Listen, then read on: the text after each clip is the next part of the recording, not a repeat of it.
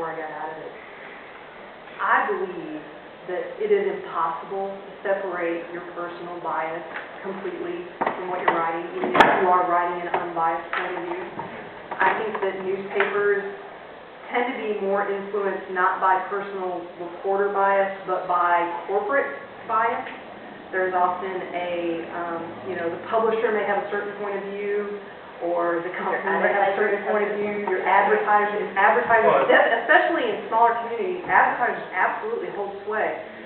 I think that, to me, zines, there's definitely a lot of bias there, but it's honest and it's out there. Like, we don't even pretend that we're going to be unbiased. You know what our point of view is. And so when you read an article that we write about whatever, you can take it with the fact that, okay, I know this person has this point of view, and so that's going to influence their writing. Where you're reading a newspaper, you don't know what those biases are that are going on behind the scenes that influence how the story is structured and how it's reported.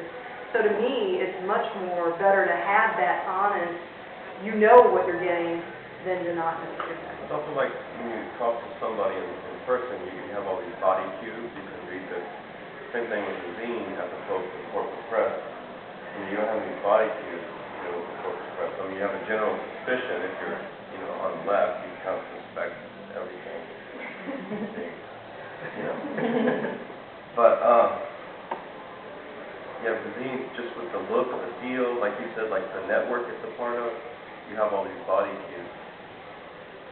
Yeah, I mean, you pick up a zine that has that image of Bert, you're going to know the kind of point of view, just from looking at that image, it gives you an idea of the point of view that's probably going to come across in that zine.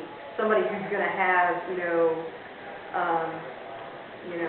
sledgehammer, smashing the state kind of image, you know what kind of point of view they're presenting.